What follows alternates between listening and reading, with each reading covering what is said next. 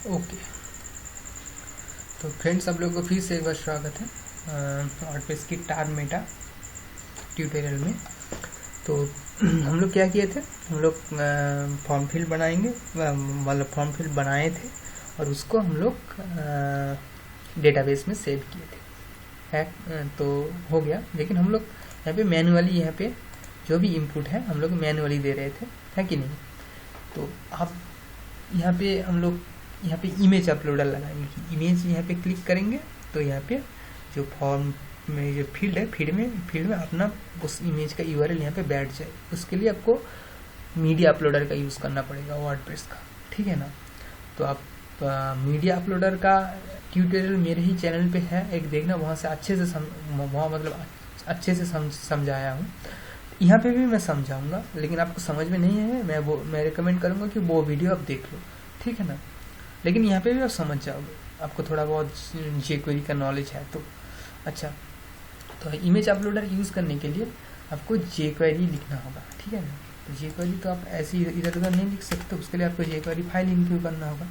तो इसके लिए आपको फंक्शन बनाना होगा। मैं फंक्शन बना रहा हूँ, cat tar meta script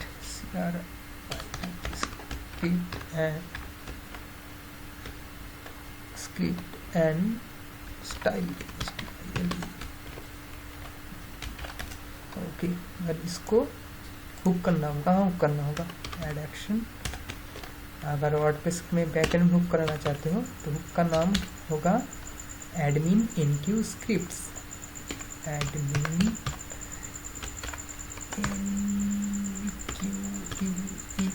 enqueue script, enqueue script. और सेकंड पैरामीटर में एज यूजुअल आपका फंक्शन का नेम। अच्छा तो आपको पता ही होगा, जितना बार भी बैकएंड का मैं कुछ किया हूँ आपको हर बार ही बोला हूँ कि बैकएंड में जब आप स्टाइल या फिर स्क्रिप्ट इनक्यू करते हो तो आपका बैकएंड में पूरा का पूरा बैकएंड में ही हो जाता है कि आप अभी पोस्ट का कैटेगरी पेज विजिट कर रहे हो, फिर टैग पेज जब विजिट करोगे या फिर पेज विजिट करोगे, कुछ भी मतलब पेज बैकएंड में विजिट करोगे तो हर एक जगह ये स्टाइल इनक्यू होगा। लेकिन ये तो अच्छी बात नहीं है ना। मान लो इस पेज का कुछ स्टाइल यहाँ से मिल जाए तो वहाँ पे भी वो स्टाइल अप्लाई हो जाएगा, जो कि आप नहीं चाहते हो। आप चाहते हो कि मेरा जो पेज का स्टाइल है ना, वो पेज का स्टाइल या फिर जो कि स्क्रिप्ट काम कर रहा है, जे स्क्रिप्ट काम करेगा वो इसी पेज में करेगा, ठीक है ना। तो उसके लिए हम लोगों को एक टेक्निक अप्लाई करना होगा। तो मुझे यहाँ पे एक हुक वेरिएबल लेना होगा। हुक यहाँ पे एक ग्लोबल वेरिएबल है। हुक वेरिएबल जो आपको देता है करंट पेज का मतलब करंट पेज, आपका जो करंट जो पेज विजिट कर रहे हो वो पेज का नाम आपको ये हुक के थ्रू मिल जाएगा। मैं आपको दिखा देता हूँ भाट डाउन करके, भाट डाउन हुक, ठीक है ना। तो ये मैंने हुक का किया और मैंने जाके इसको ऊपर रिलोड कर दिया।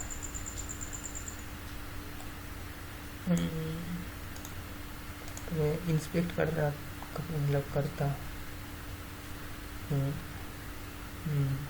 तो ये सीधी स्क्रिप्ट पे चली गई, नहीं चली। हाँ, ये देखो यहाँ पे tag edit tag dot php आ रहा है ना, तो इस हुक का नाम ले लेते हैं। तो ये होगा वो कॉपी नहीं हुआ, तो एडिट टैग डॉट php। अच्छा, अगर यहाँ पे जैसे आप तो कैटेगरी टार जब देखोगे तो आपको एडिट पेज में भी जाके, मतलब यहाँ पे आपका तो अनकैटेगराइज्ड जो टार है कैटेगरी का, अगर उसका जो एडिट करने जाऊँगा तो आपको ये दूसरा पेज में लेके जाएगा, ठीक है ना, जहाँ पे आप अपना कैटेगरी टार में एडिट कर सकते हो, ठीक है ना। इसका नाम चेंज करके कुछ और कर सकते हो, या फिर आप यहाँ पे डिस्क्रिप्शन जो कि यहाँ पे दिया नहीं तो इसमें ऐड कर सकते हो। वैसे भी हम लोग का जो बाद में जो इसका एडिट का फंक्शन बनाएंगे तब यहाँ पे आएगा ना। तो मैं चाहूँगा कि इस पेज में भी वो आए। तो इस पेज में जब आया तो देखो हुक का वैल्यू चेंज हो गया। हुक का वैल्यू क्या आ रहा है, term.php, तो इसको भी मैंने कॉपी कर लिया। अच्छा, और एक बात, और आपको और एक ग्लोबल वेरिएबल मिलता है जिसका नाम है टाइप नाम। ठीक है ना, टाइप नाम क्या होता है, आपका उस पोस्ट टाइप का नाम देता है। ठीक है ना, मतलब जो पेज में हो उस पेज में पोस्ट टाइप अप्लाई होगा तो आपको पोस्ट टाइप का नाम देगा। ठीक है ना, तो यहाँ पे मैं उस ग्लोबल वेरिएबल बुलाता हूँ, तो ग्लोबल वेरिएबल ऐसे बुलाता है, ग्लोबल लिखना होता है, सॉरी मैं क्या लिख रहा हूँ, ग्लोबल लिखना होता है, फिर वो वेरिएबल बनाना होता है टाइप नाम। ठीक है ना, तो टाइप नाम, अभी मैं जाके इस टाइप नाम को एक बार बाहर डाउन करता हूँ और देखता हूँ क्या क्या आती है। ठीक है ना, तो आया ये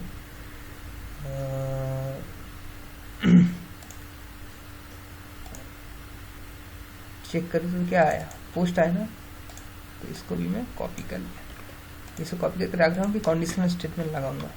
ठीक है ना, और जो ये पेज है, इस पेज को अगर विजिट करता हूँ तो यहाँ पे भी आएगा पोस्ट। ठीक है ना, तो सेम। अच्छा, अभी मैं कंडीशनल लगाता हूँ कि इसी पेज में जब होगा, और वो मैं कंडीशन इसके थ्रू मैं लगा सकता हूँ। तो मैं यहाँ पे लिखता हूँ इफ, और ये इफ का कर्ली ब्रैकेट, टाइप नाम इज इक्वल टू पोस्ट। ठीक है ना, एंड मैं और एक पैरेंथेसिस लगा देता हूँ क्योंकि मुझे इसका 2 वैल्यू मिला है हुक का। ठीक है ना, एंड ये जो हुक है, hook is equal to edit post dot php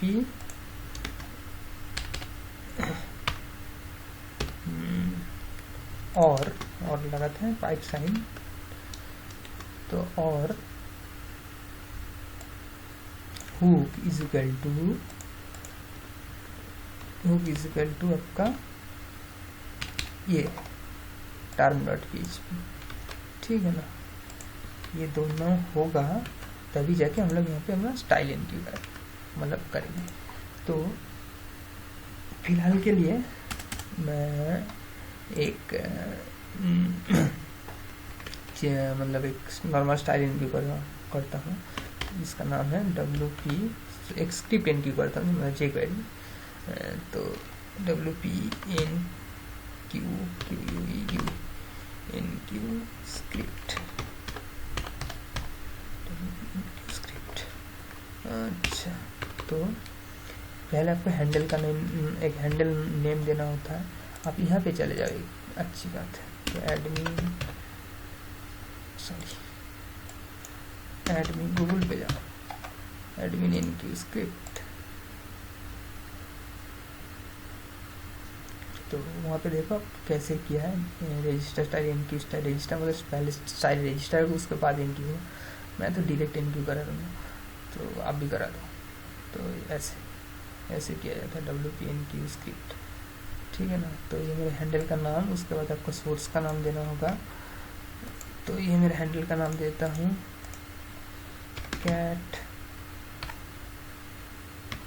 term IMG जेस। ठीक है ना, इसके बाद आपको वो सोर्स का नाम देना होगा, वैसे देते हैं प्लगइन dir URL ऐसे।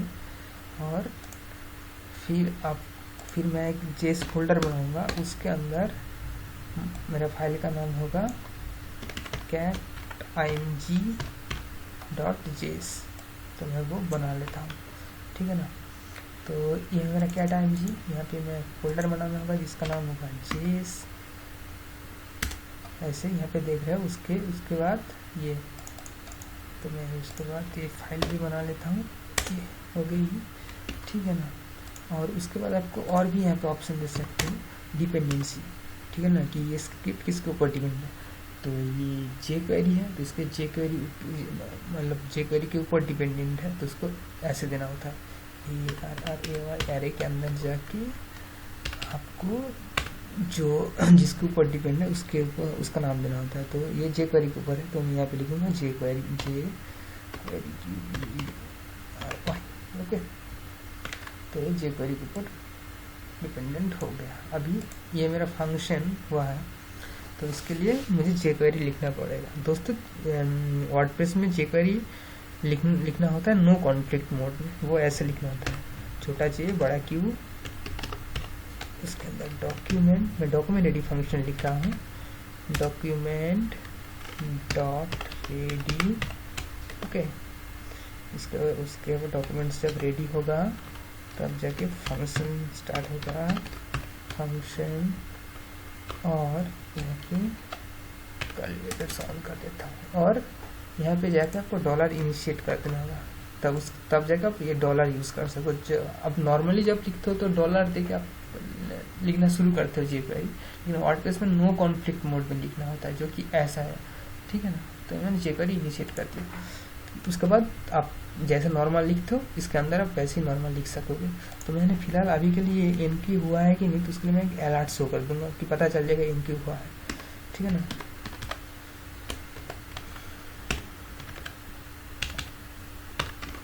तो मैंने कुछ भी अनब शनाब लिख दिया इसके अंदर। तो मैं जाके अभी इसको रिलोड करूँगा।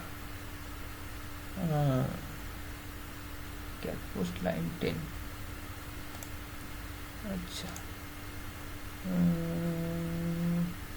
टाइप नाउ लाइन 10,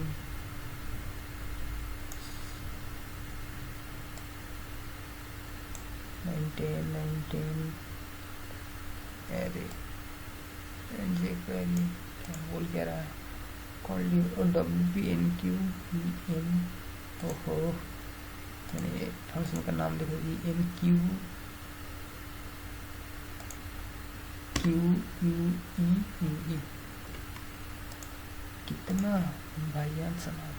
तो देखो ये आ गया, ठीक है ना। तो मतलब ये हो गई, ठीक है ना।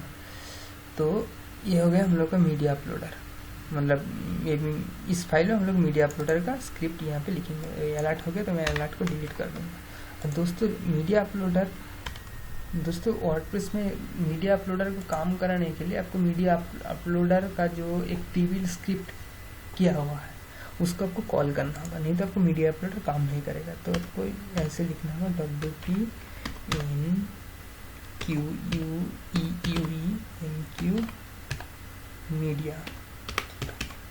मीडिया। इसको अगर एनक्यू कर दोगे तो आपका जो मीडिया है वो अवेलेबल हो जाएगी, ठीक है ना। मतलब मीडिया अपलोडर आपके यहाँ अवेलेबल हो जाएगा। तो ये हो गया आपका कैट इमेज, कैट इमेज का जो कैटेगरी का इमेज होगा उसका जे क्वेरी फाइल। अभी आप गूगल में सर्च करो इसका WP मीडिया, आपको यहाँ पे पूरा का पूरा डिटेल्स मिल जाएगा। तो ऐसे ऐसे काम होता है। मैं काम करता हूँ, यहाँ का पूरा कॉपी कर लेता हूँ, और एक जो लगेगा वो रखूँगा, जो नहीं लगेगा वो निकाल दूँगा और साथ में समझा भी दूँगा, ठीक है ना। तो मैं यहाँ पे इतना सा पेस्ट करता हूँ। ये नीचे वाला डिलीट मतलब बटन से डिलीट करने का जो फंक्शन है वो है, तो वो अभी रहने देते हैं। अभी इसको ऐड मीडिया का फंक्शन लेते हैं। तो इतना सा वेरिएबल आपको नहीं चाहिए, तो इसको मैं डिलीट कर देता हूँ, इसको हटा देता हूँ, इसको कॉमा कर देता हूँ। तो मैंने यहाँ पे खाली वेरिएबल लिया। उसके बाद ऑन क्लिक, कहाँ पे क्लिक होगा हम लोगों का, ये जो बटन बनाई थी, ये जो बटन बनाया था इस बटन में क्लिक होगा ना। तो बटन का आईडी क्या है, cat__img क्लास या फिर आईडी, चलो ये आईडी ही ले लेते हैं, आईडी। तो यहाँ पे आपको ऐसे लिखना होगा $, उसके बाद पेरेंथेसिस, उसके बाद कोट्स के अंदर ये इसके ऊपर जब क्लिक होगा तो इवेंट वेरिएबल इवेंट इनिशियल किया है और इवेंट डॉट प्रीवेंट डिफॉल्ट, मतलब इसका ये बटन ऐड करने के बाद पेज का रीलोड मतलब पेज लोड होना बंद हो जाएगी, ठीक है ना। ये प्रिवेंट डिफॉल्ट वो उसका जो नॉर्मल बिहेवियर को बंद कर देती है, ठीक है ना। उसके बाद ये जो फ्रेम है, फ्रेम चेक किया कि अगर फ्रेम होगा तब जाके फ्रेम ओपन होगा। अभी तक फ्रेम डिफाइन किया हुआ नहीं है, फ्रेम कुछ भी नहीं है अभी, जो कि नीचे डिफाइन किया है। Frame is equal to WP media, और WP मीडिया में आपको टाइटल देना होगा। और ये टाइटल क्या चीज़ है, मैं आपको एक चीज़ दिखाता हूँ। आप नया मीडिया में जाते हो तो ऐड करते हो, या फिर आप चलो अभी नया पोस्ट में जाते हैं। यहाँ पे आप मान लो जब आप इसको हटाते हैं, ओके, मान लो कि आप यहाँ पे ऐड करोगे तो देखा यहाँ पे दिखा रहा है ना फीचर इमेज, ठीक है ना। तो ये जो टाइटल आएगा यहाँ पे, तो हम लोग यहाँ पे लिखेंगे ऐड कैटेगरी इमेज। इसके बाद इस बटन में जब आप इमेज को सिलेक्ट कर दोगे तो आपको दिखाएगा ना इंसर्ट इनटू पोस्ट करके आएगा, तो वो चीज़ है, ठीक है ना। तो यहाँ पे हम लोग लिखेंगे इंसर्ट इनटू कैटेगरी, ठीक है ना। तो हो गया। मल्टीपल इजिकल टू फॉल्स, इसका मतलब ये हुआ कि आप मल्टीपल इमेज सिलेक्ट नहीं कर सकते। अब एक ही में जब गैलरी बनाते हो तो मल्टीपल इमेज आप सिलेक्ट कर सकते हैं, लेकिन यहाँ पे मल्टीपल इजिकल फॉल्स। यहाँ पे अगर मल्टीपल इजिकल ट्रू कर दोगे तो आप मतलब एक से ज़्यादा इमेज सिलेक्ट कर सकते हो। उसके बाद ये जो फ्रेम है, फ्रेम ऑन होगा जब मतलब ऑन सिलेक्ट होगा, ऑन सिलेक्ट जो इसका जो क्या कहते हैं ये इसका जो इवेंट, ये वर्डप्रेस में ही बनाया हुआ है इवेंट। इसका जब सिलेक्ट हो जाएगा तब फंक्शन स्टार्ट होगा, और फंक्शन में पहले वेरिएबल लेगा, मतलब वेरिएबल लिया है जो अटैचमेंट में ये जो फ्रेम है, फ्रेम का स्टेट में जाके, गेट में जाके, फास्ट में जाके जेसन स्ट्रिंग दिया है। और दोस्तों ये अगर आपको समझ में नहीं आएगा तो पहली बात है समझने की कोशिश मत करो, मैं आपको बताता हूँ, क्योंकि ये जावास्क्रिप्ट का ऑब्जेक्ट ओरिएंटेड मेथड है, ठीक है ना। अगर आप जावास्क्रिप्ट क्यों आप किसी भी लैंग्वेज में ऑब्जेक्ट ओरिएंटेड मेथड आप नहीं करोगे तो ये लाइन कोड आपको नहीं समझ में आएगी, ठीक है ना। तो अच्छा होगा अगर आप वर्डप्रेस ही डेवलप करते हो, और ये अगर बाद में चेंज हो जाएगा तो कोडेक्स में जाकर आपको वही मिल जाएगा। अगर आप ऑब्जेक्ट ओरिएंटेड प्रोग्रामिंग करते हो तो आपको ये पता चल जाएगा कि ये जो एक मतलब वर्डप्रेस का जो WP फ्रेम जो ये ऑब्जेक्ट टाइप बनाया हुआ है उसके अंदर ये सब एक मेथड है, ठीक है ना। ये सब एक मेथड है, select, get, fast, to JSON, ठीक है ना। ये सब एक मेथड है। अब ऑब्जेक्ट ओरिएंटेड प्रोग्रामिंग करोगे तो मेथड और प्रॉपर्टी आपको जानना होता है ना, तो ये सब एक मेथड है। आप ज़्यादा दिमाग पे जोर मत डालो या फिर ज़्यादा इतना टेंशन मत लो, ये आपको वर्डप्रेस में मिल जाएगी। और ये मैंने यहाँ से ही मैंने कॉपी करके कर रहा हूँ या फिर दिखा भी रहा हूँ, ठीक है ना। तो इतना टेंशन लेने की कोई ज़रूरत नहीं।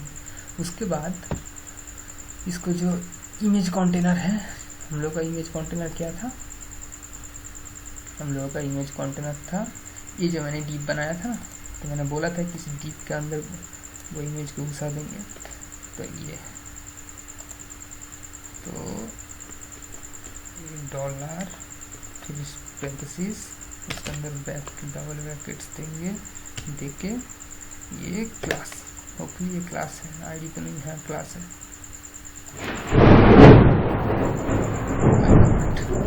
तो ये क्लास के अंदर जाके अपेंड हो जाएगा, एक इमेज टैग अपेंड हो जाएगा, ठीक है ना।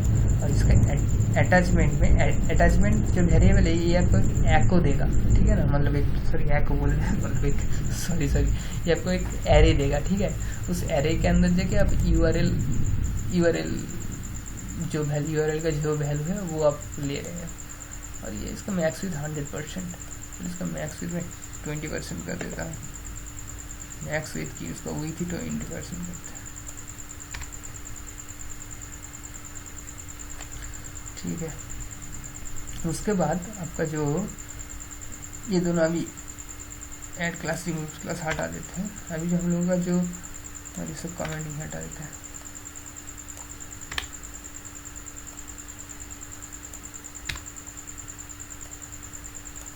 ओके हटा दिया। ओके सही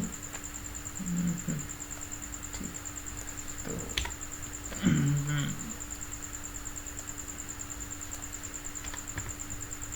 ये जो हम लोग का जो इनपुट है, इनपुट में हम लोग को वैल्यू देना होगा।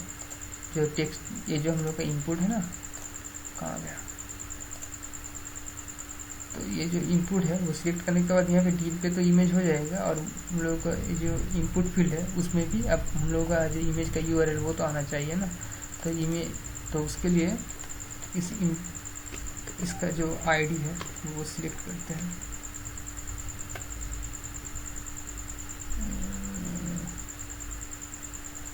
इसके अंदर मैं कोट लगाता हूँ। कोट लगा के इसका जो इमेज है, इमेज का आईडी ये है ना, तो ये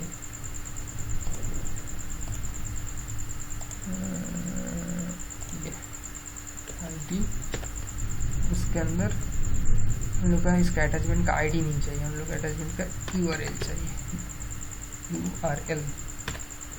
यूआरएल जैसे कि हम लोग यहाँ पे लिया, यूआरएल यहाँ पे अपेंड हो जाएगा। ओके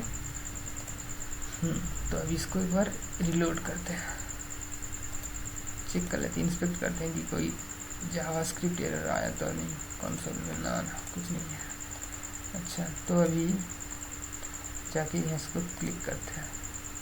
जब क्लिक करता हूँ तो देखा आपने मेरा ये खुल गया। और इसको अपलोड फाइल तो अब फिलहाल कोई इमेज यहाँ पे नहीं है। मैं सिलेक्ट करता हूँ डेस्कटॉप से, मैंने ये वाली इमेज ओपन कर दिया। देखो जैसे हम लोग वैल्यू दिए थे ना, इंसर्ट इनटू कैटेगरी, तो ये आ गया। तो देखो ये 20% काफ़ी, वैसे कहा 20% काफ़ी छोटा हो गया। इसको मैं 40% कर देता हूँ। तो ये पे यहाँ पे देखो इमेज भी आ गई और इसका वैल्यू भी आ गया, और इसको मैंने ऐड कैटेगरी कर देता है। ठीक है ना। तो करने के बाद सॉरी यहाँ कैटेगरी तो ऐड नहीं होगी, इसका नाम देना होगा। इसका नाम देते हैं टेस्ट2।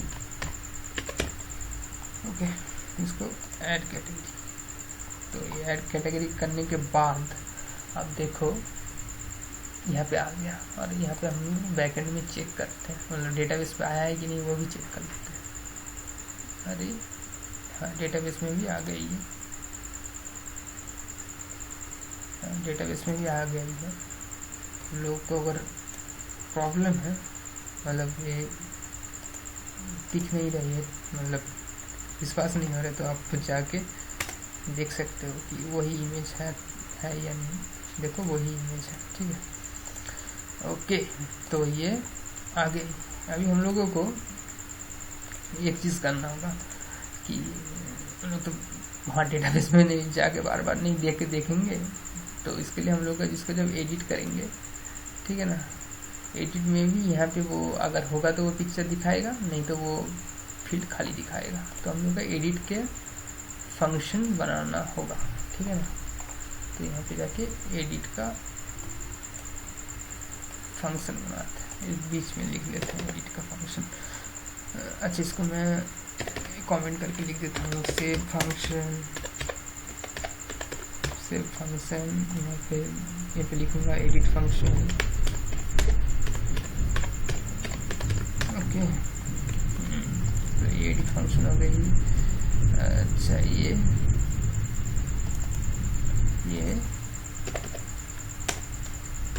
फॉर्म फील्ड ऐड करता है, field form field add function. ठीक है तो ये मेरा एडिट फंक्शन है। तो यहाँ पे भी जाके मुझे मेरा फंक्शन लिखना होगा। लिखता हूँ function edit cat star IMG। Okay, तो ये हो गया। अब इसको मुझे हर बार की तरह इसको हुक करना होगा। तो एज यूजुअल आपका जो सेकंड पैरामीटर में आपका फंक्शन का नाम होगा, और सेकंड पैरामीटर में आपको देना होगा, मैं लिख लेता हूँ पहले, कैटेगरी एडिट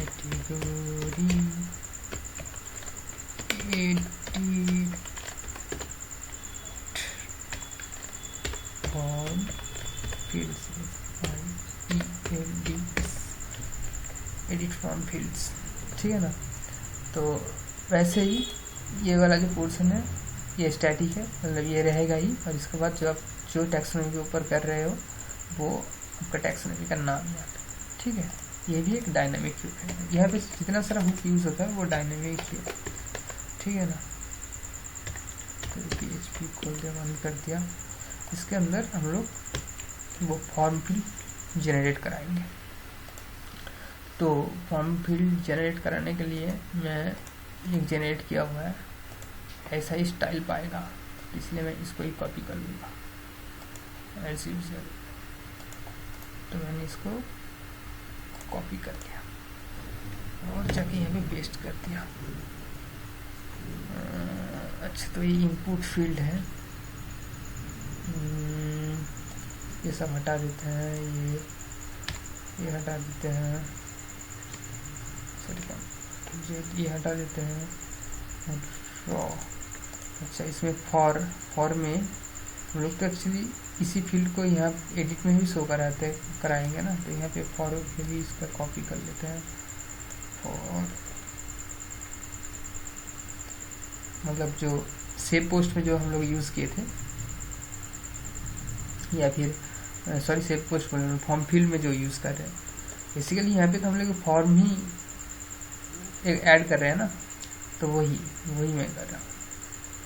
तो ये हो गया, फॉर्म में और आईडी में एक दे देते हैं, नेम में भी इसका वही दे देते हैं। अच्छा, टेक्स्ट फील्ड है। अच्छा, वैल्यू तो आएगा, वैल्यू बाद में लिखेंगे। अभी ट्रू हो गया, और यहाँ पे जो P है, यहाँ पे जो P है, P को काट के ये देते हैं। जब लिखते हैं ऐड कैटेगरी इमेज, यहाँ पे लिखते हैं ऐड और रिमूव कैटेगरी इमेज, ओके। और यहाँ पे हम लोग जो बटन चाहिए था, तो ऐड और रिमूव का वो बटन में यहाँ पे ले लेता, मतलब ऐड का जो बटन चाहिए था। अभी सोचो, यहाँ पे आपका तो ऐड का तो बटन है, और जिसका रहेगा वो तो पहले से आएगा ना, तो इसके लिए हम लोग को रिमूव का भी बटन यहाँ पे बनाना होगा। तो मैं इस इनपुट फील्ड को भी एक बार डुप्लीकेट करके इसका आईडी देता हूँ, रिमूव कैट इमेज, ठीक है ना। बटन प्राइमरी, और ये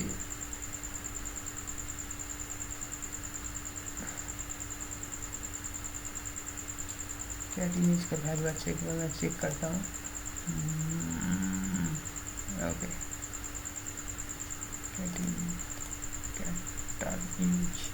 अच्छा, तो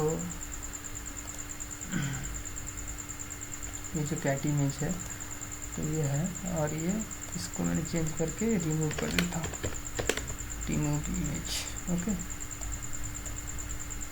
अच्छा, तो सब भी ठीक ठाक हो जाएगा, और तो यहाँ पे एक फील्ड आ जाना चाहिए जो कि आ गया। यहाँ पे ऐड का भी बटन आ गया, रिमूव का भी बटन आ गया। ऐड में क्लिक करेंगे तो खुलेगा, और वो यहाँ पे वो ये भी हाजिर है, मतलब इमेज भी काम करेगा। लेकिन रिमूव पे काम क्लिक करेंगे तो रिमूव काम नहीं करेगा, क्योंकि रिमूव का कुछ बनाया ही नहीं। तभी ये रिमूव का जो ये है वो कॉपी करके रिमूव का भी बना लेता। तो यहाँ पे रिमूव का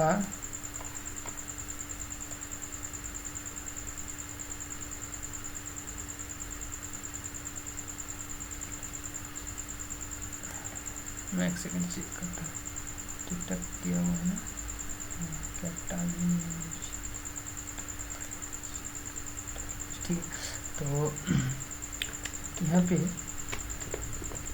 कहाँ पे क्लिक होने के बाद ये काम होगा कि जो रिमूव बटन है, ठीक है ना, तो रिमूव बटन का आईडी ये है, तो ये मैं यहाँ पे दे देता हूँ, कोड्स लिखता हूँ, फिर आईडी का साइन देता हूँ और ये देता हूँ। ऑन क्लिक होगा तो इवेंट प्रिवेंट डिफेल करेगा, और जो इमेज कंटेनर था उन लोगों का, जो ये कंटेनर था, सॉरी यहाँ पे अपेंड में नहीं कराऊंगा, अपेंड और यहाँ पे अपेंड के बदले में HTML करूँगा। अपेंड और HTML में फ़र्क क्या है बोलो तो, अपेंड HTML में फ़र्क ये होता है कि ये जो मेरे डिव के अंदर मैं ये इमेज तो ले रहा हूँ ना, तो अगर मैं अपेंड करूँगा ना तो जो चीज़ पहले है वो तो रहेगा ही, उसके बाद और एक इमेज आ जाएगा। अगर मैं यहाँ पे HTML करूँगा तो वो पहले वाली वैल्यू को मिटा देगा। तो इस पर्टिकुलर सिनेरियो में मुझे तो यही चाहिए ना, तो मैं इसको HTML करूँगा। तो इसको मैं कॉपी कर लेता हूँ, और जो इमेज कंटेनर है यहाँ के बदले कुछ HTML अपेंड करने के बदले इसको खाली छोड़ देता हूँ, कि इस बटन पर जब क्लिक होगा HTML खाली हो जाएगा। और एक चीज़ करना होगा, ये इसका जो URL है, ये URL का जो वैल्यू है वो भी खाली कर देता, ठीक है ना। तो अभी जाके ये तो टार्ग इमेज था, तो मैं इसको ऐड करता हूँ, इंसर्ट इनटू पोस्ट करता हूँ। चलो मैं अपडेट कर देता हूँ इसको,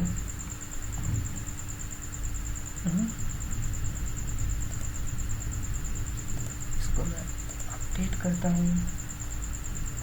अच्छा, इस वैल्यू तो नहीं दिखा रहा है ना, तो ये हो रहा है, मतलब नहीं हो रहा है, लेकिन मैं करता हूँ। तो यहाँ पे वैल्यू नहीं दिया हुआ है ना, तो इसीलिए नहीं आ रहा है। तो मैं वैल्यू देता हूँ इसका, तो वैल्यू होगा, क्या होगा कि एको गेट टार्म मेटा। अच्छा, तो यहाँ पे टार्म आईडी चाहिए। अभी टार्म आईडी कहाँ पे मिलेगा, कि टार्म आईडी मिलेगा यहाँ पे आपको टार्म वेरिएबल अवेलेबल है इस फंक्शन में। जब इस हुक में जाओगे ना तो यहाँ पे आपको टार्म वेरिएबल अवेलेबल है, तो इसको टार्म वेरिएबल में जाके कहाँ गया, ये जो टर्म वेरिएबल है, टर्म वेरिएबल में जाके इसका term ID, term underscore ID property को लेना होगा, वो उससे आपको टर्म आईडी मिल जाएगी।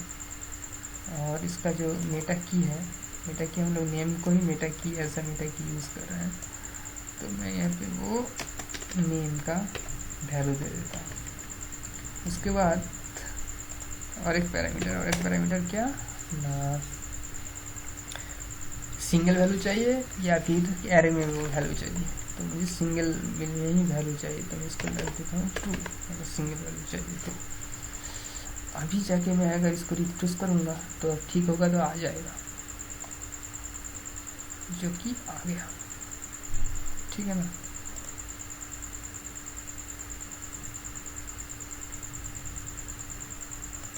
तो ये आ गया।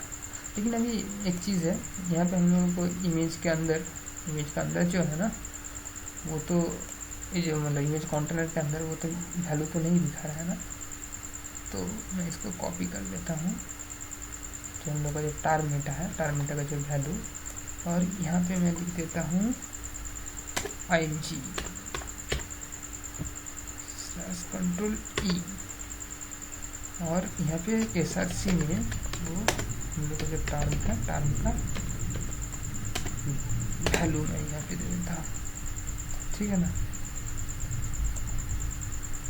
सर ये दो PHP पड़ गया, तो एक PHP का डाला, तो ये वैल्यू दे देता हूँ।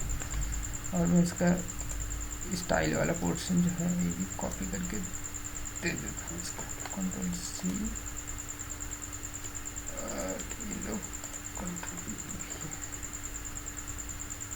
स्टाइल जो है विथ 40% वो भी कॉपी करके दे देता हूँ। अच्छा, अभी मैं जाके इसको रिलोड करूँगा तो जाके वो दिखेगी। अभी मैं रिमूव करता हूँ, रिमूव हो जाएगा। अभी मैं ऐड करता हूँ, इसको ऐड भी हो जाएगा, ठीक है ना। अभी एक चीज़ सोचो कि ये तो मतलब जब इमेज वैल्यू रहेगा तब जाके होगा ना। मान लो यूज़र ने अपना कैटेगरी में इमेज वैल्यू नहीं चाहता है या फिर दिया ही नहीं पहले, फिर उसको याद आया वो अपनी एडिट पेज से, मतलब इस पेज से जाके वैल्यू दे रहा है, ठीक है ना। तो तब तो ऐसा नहीं शो करना चाहिए था ना, तब उसे ऐड का बटन ही शो करना चाहिए था ना, ठीक है ना। तो मैं यहाँ पे कंडीशन लगाता हूँ कि इफ, जो कि मैं बाहर लिख रहा हूँ, इसको बाहर लिखना नहीं है, आपको अंदर लिखना है। तो इफ लगाता हूँ, इफ ये जो वैल्यू है, ये जो टर्म मेटा में जो वैल्यू आ रहा है, ये वैल्यू अगर होगा तो इफ ये होगा तो ये आए, तो ये आए और इसको ऐड की जगह मैं इसको रिप्लेस कर देता हूँ, रिप्लेस, ठीक है ना, रिप्लेस इमेज। अगर नहीं होगा तो ये हो गया,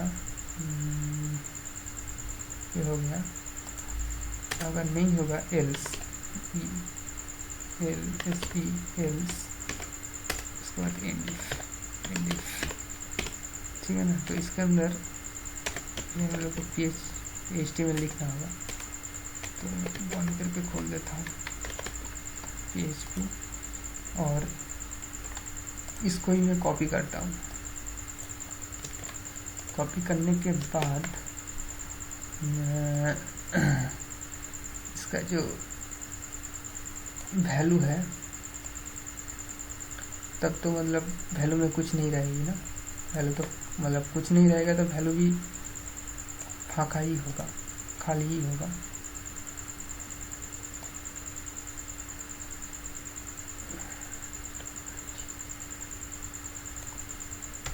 तो ये खाली है। अच्छा, और ये इमेज कंटेनर में ये भी तो नहीं रहेगा, जो कि ये, इसको भी मैं डिलीट कर देता हूँ। इसके बाद इसके रिप्लेस की जगह ये बटन हो जाएगी ऐड, ओके। और ये रिमूव बटन तब नहीं होगा, तब ये इसको भी ऐड कर देता हूँ और यहाँ पे लिखता हूँ ऐड कैटेगरी इमेज, ओके। तो इसको जाके मैं एक बार इस पेज को रिलोड करता हूँ।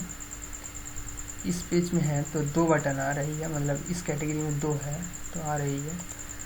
अगर ये अनकैटेगराइज्ड में कुछ नहीं होगा तो अनकैटेगराइज्ड में देखना सिर्फ ऐड का आ रहा है, तो मैं ऐड करूँगा।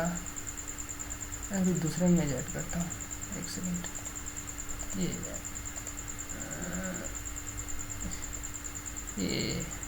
ये कॉप्टर का पिक ऐड करता हूँ और उसके बाद इंसर्ट इनटू पोस्ट कर देता हूँ, ठीक है ना। फिर मैं इसको अपडेट करता हूँ,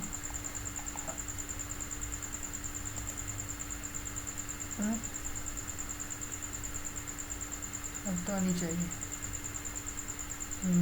अपडेट करता हूँ add category image, okay. Update किया ना,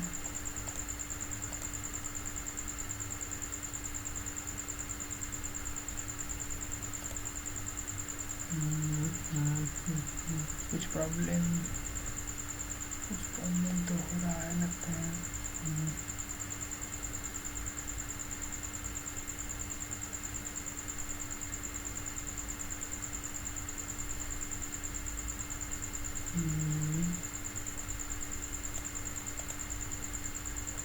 प्रॉब्लम क्या, इसको जब मैं कुछ ऐड करता हूँ, यही ऐड करता हूँ तो ये तो आ गया। तो जो इसका जो नेम फील्ड है इसको मैं अपडेट करूँगा तो ये नहीं आ रही है, जो कि प्रॉब्लम है।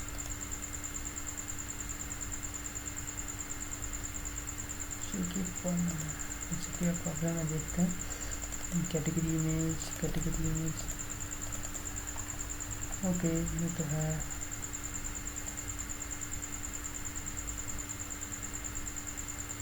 Get term ID, get term meta जो कि है नेम भी सही है। अच्छा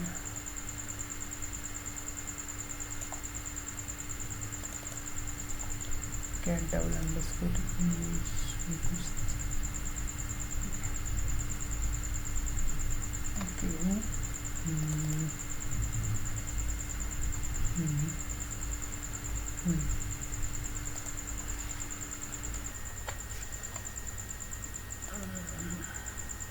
तो यहाँ पे प्रॉब्लम वो अच्छा नॉन फील्ड तो नहीं ले आया यहाँ पे, तो यहाँ पे हम लोग का वही नॉन फील्ड भी यहाँ ले आना होगा। तो ये है नॉन फील्ड मेरा, तो ये नॉन फील्ड अभी जाके मैं ऐड करूँगा तब जाके आ जाना चाहिए। अब जाके अपडेट करूँ, हाँ तो अब हो रहा है। तो इस तरह से किया जाता है, ठीक है ना। तो ये हो गई। तो मैं अभी क्या क्या कैटेगरी है देख लेता हूँ एक बार। ये test2 एडिट करता हूँ। test2 में ये इमेज है, टेस्ट आर्म में जाके ये google.com की बजाय कुछ दूसरा कोई इमेज ऐड करता हूँ। ये इसका ऐड करता हूँ, ये हो गया, ठीक है ना। तो इसको अपडेट कर देता हूँ, तो ये अपडेट हो गया। अच्छा तो अभी हम लोग को काम बाकी है कि इसको फ्रंट एंड में कैसे शो कराएंगे। तो मैं यूज़ कर रहा हूँ, मेरा 2014 थीम है। आप जहाँ आपका कैटेगरी मतलब कैटेगरी आर्काइव कैसे है वो आपकी थीम के ऊपर डिपेंड करेगा। लेकिन कैटेगरी आर्काइव जो भी है, कैटेगरी मोस्टली archive.php से होता है। अगर archive.php नहीं है, अगर मान लो कि आपका टेम्पलेट कोई दूसरा कैटेगरी शो करने के लिए कुछ अलग से टेम्पलेट बनाया हुआ है, जैसे कि 2014 थीम में कैटेगरी टेम्पलेट बनाया हुआ है, तो मैं वहाँ से जाके चेंज करूँगा। अगर आपका सिर्फ आर्काइव है तो आप वहाँ जाके भी ये कर सकते हो आर्काइव में। तो लेकिन आपको सबसे पहले आपको ये समझना होगा कि कहाँ से आपका कैटेगरी का आर्काइव शो कर रहा है। फिलहाल आपको समझ में नहीं है तो चिंता मत करना, मैं अभी शो करा देता हूँ। लेकिन मैं इन फ्यूचर एक ट्यूटोरियल बनाऊँगा वर्डप्रेस टेम्पलेट हायरार्की के बारे में, तो वहाँ पे आपको पूरा समझ में आ जाएगी कि इसका वर्डप्रेस का इतना सारा फाइल का जो नेमिंग कन्वेंशन है वो कैसे काम करता है, उसके लिए है, ठीक है ना। तो मेरे 2014 अगर थीम आप भी यूज़ कर रहे हो तो आपका भी category.php जो फाइल है वही उसी फाइल से आपका कैटेगरी मतलब कैटेगरी आर्काइव शो होता है। जैसे कि मान लो मैं ये तो मेरा फ्रंट एंड हुआ, तो एक सेकंड में पहले पोस्ट में जाता हूँ और पोस्ट में जाता हूँ मेरा 2 ही पोस्ट है ना, और एक पोस्ट क्रिएट करता, एक ही पोस्ट में और एक क्रिएट करता हूँ। टेस्ट पोस्ट, इसका कंटेंट भी कुछ दे देते हैं। तो ये मान लो मेरा कंटेंट है। तो अभी इसको मैं टेस्ट टर्म चलो टर्म 2 में इसको ऐड करता हूँ, और जाके इसको जो है मैं पब्लिश कर देता हूँ। और मैं जब फॉन्टेन को जब मैं विजिट करूँगा तो मेरे 2 पोस्ट आ जाएगा। पहला पोस्ट का है टेस्ट 2 और उसके बाद है अनकैटेगराइज्ड। अगर मैं टेस्ट 2 को विजिट करूँगा तो ये जो URL आ रहा है ना category/test2, तो ये कैटेगरी आर्काइव शो करने के लिए ये जो category.php है 2014 थीम में यही जमेदार है, ठीक है ना, इसी के वजह से आ रहा है। तो आपको अगर ये टेम्पलेट हायरार्की समझ में नहीं आ रहा है तो टेंशन मत लीजिए, अभी मैं इसको बस दिखा दिया हूँ। आपका जो मेन काम समझना था कि क्या है कि टर्म इमेज कैसे ऐड करते हैं वो तब समझ ही चुके होंगे, ठीक है ना। तो अगर अभी इसको बस समझ ले एक बार मोटा बाद में इसको अच्छे से समझा देंगे। तो ये कैटेगरी इमेज शो कर रहा है। मैं कैसे देख रहा हूँ कि मैं archive.php में जा रहा हूँ, यहाँ पे ऐसे कुछ ये डेट आर्काइव शो कर रहा है, month archive, year archive show रहा है, और कुछ शो नहीं कर रहा है। और यहाँ पे मैं टेम्पलेट हायरार्की में देखूँ मैं category.php आ रहा है। अगर मान लो आपका दूसरा कुछ टेक्स्ट में बनाया हुआ है, वर्क, प्लेस, ही, सी, जो भी आपका कैटेगरी बनाया हुआ है, तो वो .php होगा तो आपका वो कैटेगरी आएगा, ठीक है ना। मतलब वो कैटेगरी का आर्काइव पेज हो जाएगा, ठीक है ना। जैसे कि यहाँ कैटेगरी टैक्सोनॉमी में कैटेगरी, तो category.php मतलब जब कैटेगरी आर्काइव विजिट करोगे तो इस पेज से वो शो करेगा, ठीक है ना। तो यहाँ पे तो टाइटल आर्काइव है, अच्छा टाइटल के नीचे ही मैं दिखा देता हूँ। मैं चेक करता हूँ पहले कि मुझे PHP खोलना होगा, PHP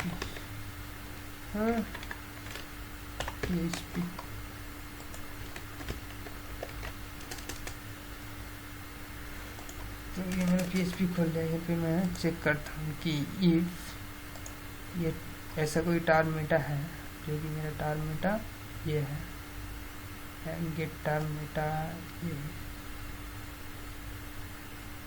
ये मेरा टर्म मेटा है।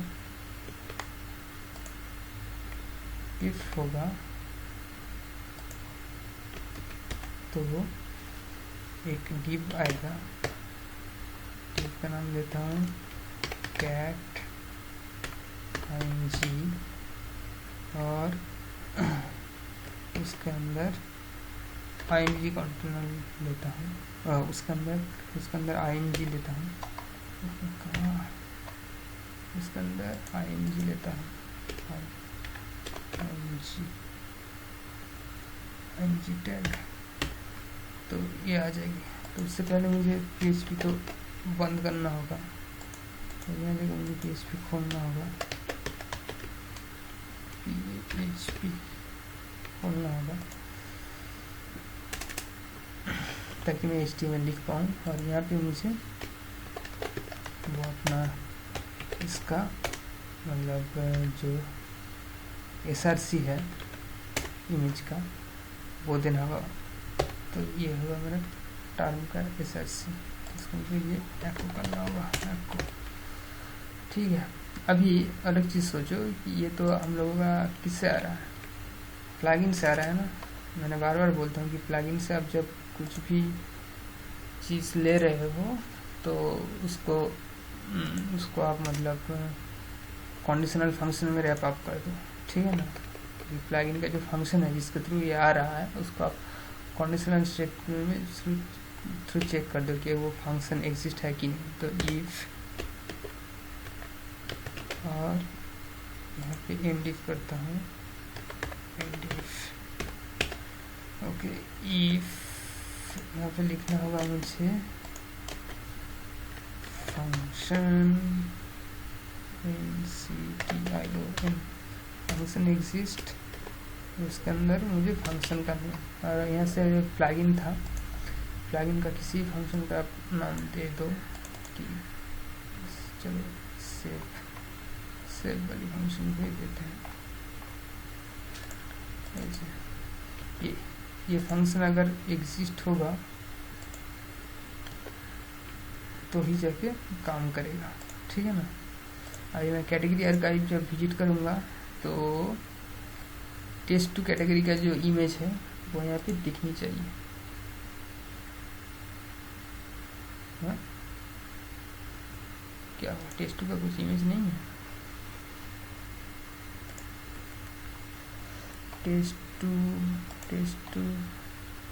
इमेज तो है test2।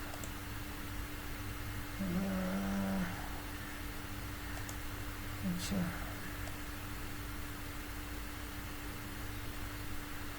ये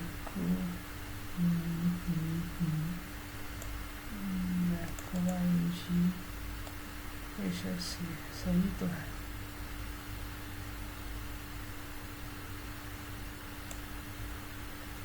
सही तो है, हाँ। तो मैं कुछ लिख के देखता हूँ।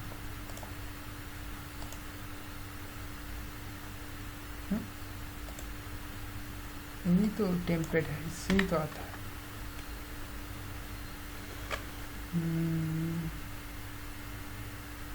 मान लो मैं यहाँ पे कुछ नाम साहब लिखता हूँ।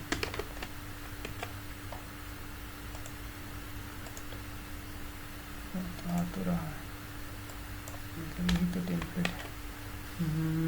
चेक करता हूँ क्या हुआ है। फंक्शन एग्जिस्ट गेट टार मेटा टार्म आईडी, सॉरी गलती हुआ है।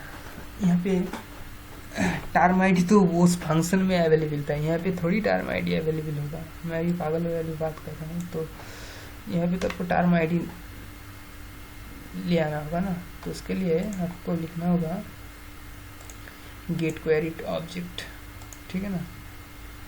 तो यहाँ पे लिखना होगा गेट क्वेरीड ऑब्जेक्ट, आईडी नहीं है, I think object get queried object, ठीक है ना। तो गेट क्वेरीड ऑब्जेक्ट फंक्शन में जाके इसका टर्म आईडी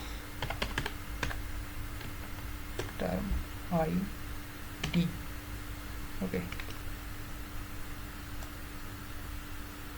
इसको मैं फिर से कॉपी कर लेता हूँ एक बार, इसको पेस्ट करता हूँ। अब आ जाना चाहिए। तो ये आ गई, जो कितना बड़ा सा है। मैं इसका थोड़ा स्टाइल, एक इनलाइन स्टाइल दे देता हूँ। स्टाइल जो है with 200 pixel, height 200 pixel, height 200 pixel. तो ये छोटा हो जाएगी। तो देखो ये आ रहा है। अगर फिर से आप चेक करो अनकैटेगराइज्ड में, अनकैटेगराइज्ड में हम लोग का ये पिक्चर दिया हुआ था। तो इस तरह से करते हैं, तो ऐसे ही किया जाता है। अब लोगों को लगता है, अब लोगों को सब पता चल गया होगा कि कैसे टार्म मेटा करते हैं। मैं ये थोड़ा सा एडवांस दिखा दिया कि इसमें इमेज अपलोडर का भी यूज़ करते हैं, लेकिन इसमें आप टेक्स्ट फील्ड ड्रॉप डाउन कुछ भी ऐड कर सकते हो, ठीक है। तो नेक्स्ट ट्यूटोरियल में ये तो हम लोग खुद से बनाए टार्म मेटा। अभी टार्म मेटा का जैसे इसका भी होता है ना, अपनी क्या कहते हैं, जैसे पोस्ट मेटा का भी प्लगइन मिलता है। Suppose custom advance custom field या फिर CMV2 ऐसा करके प्लगइन आता है ना। पोस्ट का जो मेटा है, टार्म का मेटा का भी प्लगइन होता है एक पॉपुलर एक पॉपुलर सा प्लगइन है जिसका नाम है कैटेगरी इमेजेस, आई गेस ऐसा ही कुछ नाम है। तो उस प्लगइन में कैसे काम करता है वो भी थोड़ा सा दिखा देंगे, ताकि आपको, अब खुद से तो सीख ही गए कि कैसे बनाना होता है आपका टार मेटा, और उस प्लगइन का भी इस्तेमाल आप सीख जाओगे। तो नेक्स्ट वीडियो में मिलते हैं, और थैंक यू मेरे वीडियो को देखने के लिए।